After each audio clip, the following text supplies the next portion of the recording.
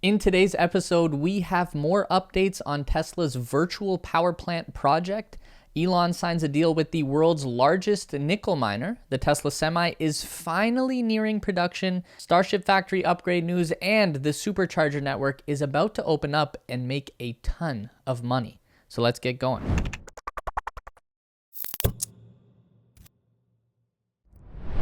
Tesla has released new details about how their virtual power plant initiative in California will work. The virtual power plant basically pools energy from Powerwall home battery packs and uses that stored electricity to support the local grid during critical times. Any California resident with a Powerwall in their home can join the project. Traditionally, this support has come from something called a peaker plant, which is typically fueled by natural gas. They're bad news.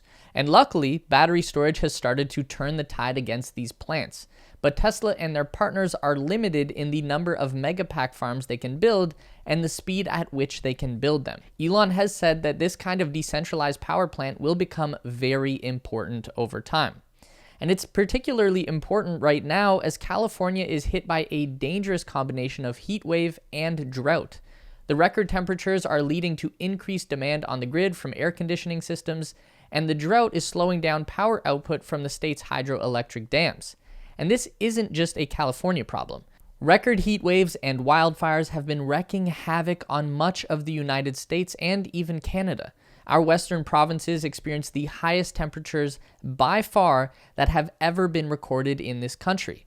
A whole town in the province of British Columbia was burnt to the ground by wildfire in a matter of just a few minutes. This summer has been a dire preview of things to come, and our governments are not doing jack shit to help us. But at least Tesla is doing their best. The virtual power plant is pretty easy for people to get involved with. Beginning just a few days ago, eligible Powerwall owners could simply opt in through their Tesla phone app. We've now learned that the virtual power plant events will be scheduled. They don't just happen spontaneously. So users get a notification on when the power plant will activate and for how long. Tesla also released that the solar system may prepare for the event by shifting priority to charging the Powerwall battery to ensure it's at maximum capacity when the discharge begins. The batteries will release power either until the event is finished or the Powerwall hits the user's reserve threshold. The new release from Tesla says that users can still change their reserve settings during the power plant event, so they can basically decide when to shut it off or keep going in real time. And lastly, we've learned that Tesla will not be providing any compensation to Powerwall owners in exchange for their stored electricity. Tesla is calling this project a public good program to support the California grid, and therefore no money or credits will change hands. Though they do leave this open-ended, saying that compensation for this program is a possibility in the future. In the meantime, customers are encouraged to participate in the program and mobilize the excess capacity of their Powerwall systems. Of course, users who are already on a net metering program with their electricity provider and regularly get credit for their electricity sent back to the grid will continue as they normally would. Tesla already has some experience with virtual power plants. The company is currently in the process of building a massive one in South Australia, and so far the system has been incredibly effective. Even at just 2% completion, the South Australia project was able to rescue Queensland's grid after one of the largest coal-powered peaker plants in the area tripped and failed. The capabilities of the virtual power plant were impressive, mirroring other large-scale battery projects in the region, such as the Hornsdale Power Reserve, which used to hold the title of the world's largest battery. Tesla has signed a new deal with the world's largest nickel miner, BHP, in order to secure the resources for their upcoming battery production. According to the deal, BHP will supply Tesla with nickel from its Nickel West asset in Western Australia. The mining company assured that this particular asset is one of the most sustainable and lowest carbon emission nickel producers in the world. Even still, Tesla has agreed that they will help BHP identify energy storage solutions to lower its carbon emissions during operations and increase the mining company's use of renewable energy. So this is great news all around. Not only have Tesla secured a key ingredient in their battery production operations, but they're also doing it in the most environmentally friendly way possible. We've seen Elon recently make pleas with the mining industry to produce more nickel, and he has good reason to be anxious about the supply. Battery electric vehicles still make up only about 4% of the global auto industry, and yet they have already had a great effect on the nickel industry.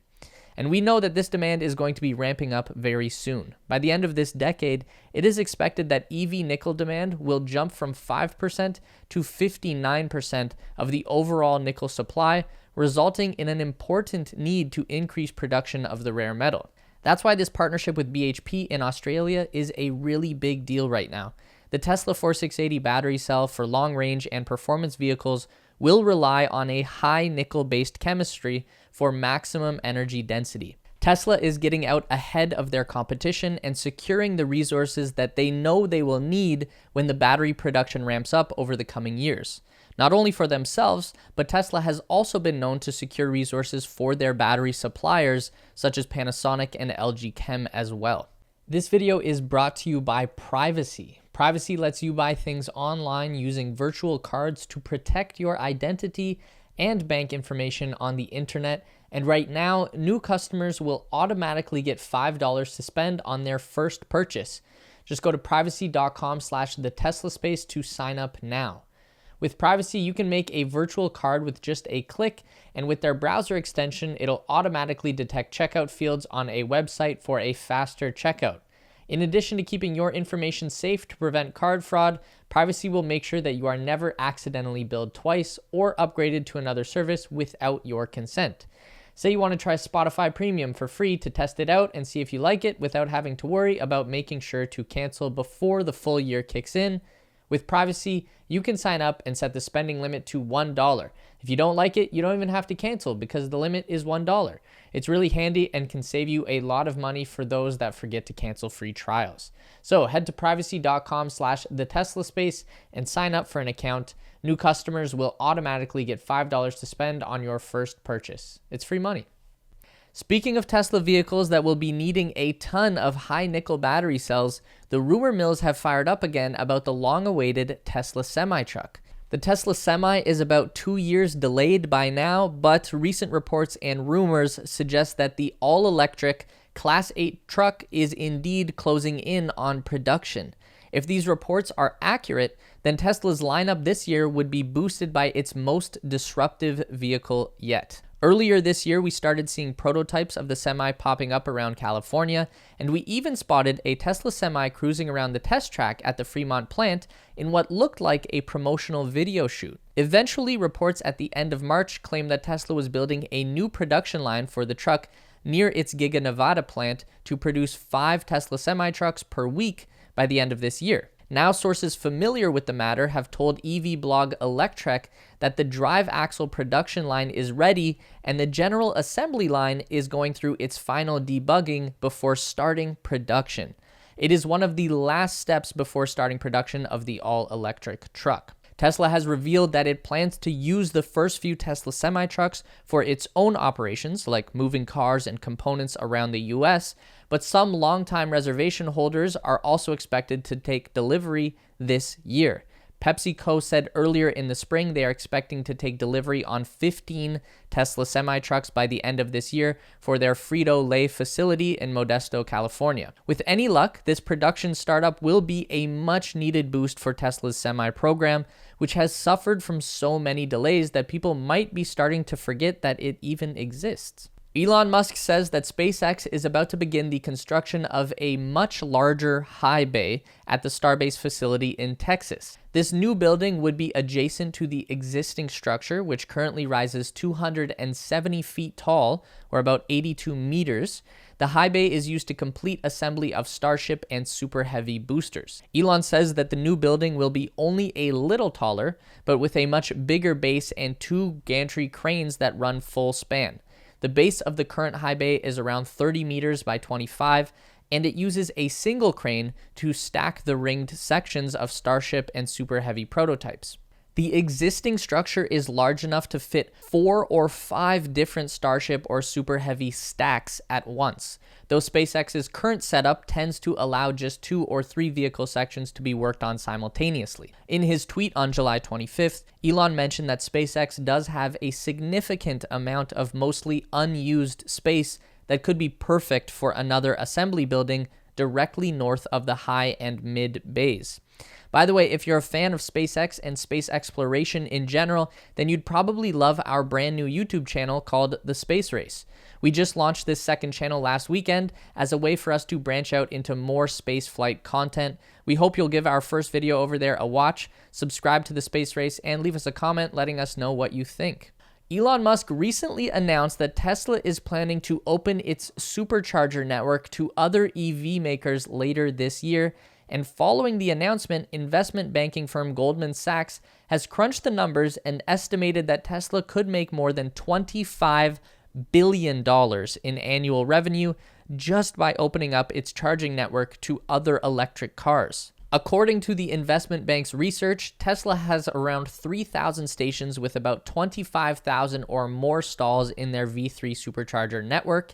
It also considered the amount of V2 destination chargers Tesla has built in partnership with various hotels, restaurants, shopping centers, and resorts. Goldman Sachs concluded that Tesla has the largest fast charging network in the world, which was obvious to anyone who's been paying attention, but at least the rest of the world is starting to come around. The investment bank wrote in its research, quote, Tesla opening up its network could represent a sizable opportunity over time as the EV fleet grows, especially if Tesla charges more for non-Tesla owners. So according to their figures, at the current size of 25,000 stalls, Tesla could make something just under $1 billion per year in the best case scenario. But with the expectation that Tesla will eventually ramp up to 500,000 stalls worldwide sometime in the next decade, then that's when they might reach as much as $25 billion per year as the number of electric cars on the road continues to rise. Now, I'm not a financial expert by any means, and Goldman Sachs seems to have some holes in a bit of their logic here, especially with the V2 destination chargers, because those usually aren't pay-per-use stations. But the point is that Wall Street is actually being optimistic on Tesla for once, and that's really nice to see. Morgan Stanley has also jumped on the Tesla optimism train with their recent forecast on Tesla's software revenues. We know that Tesla have already been making some money with their $10 per month subscription fee to their premium connectivity service, and they have been selling vehicle features through software updates, like the acceleration boost, but now with the rollout of a $199 FSD subscription, they're starting to look at some serious money coming in through the software side of the business. Morgan Stanley wrote in their new report, we believe it is possible that the value of Tesla's reoccurring software revenue may exceed the value of its hardware business. Over time, we anticipate a wide-ranging suite of services rolled out to Tesla users and increasing financial disclosure from the company to help transition analysis and stock coverage away from traditional auto analysts and towards tech platform analysts. In our opinion, this transition can help drive a further re-rating of the shares over time. Basically meaning that when people see Tesla making more money from software than they do from cars, they will come to their senses and stop grouping Tesla in with automakers and start covering them as a technology company, more like Apple or Google, which is where they should be even right now. Don't forget to sign up for the Tesla Space newsletter to get more content just like this. We deliver all the updates on Tesla, SpaceX, Elon Musk, and of course Neuralink in a quick, fun, and easy to read package. Link to join is in the description below. It's theteslaspace.com.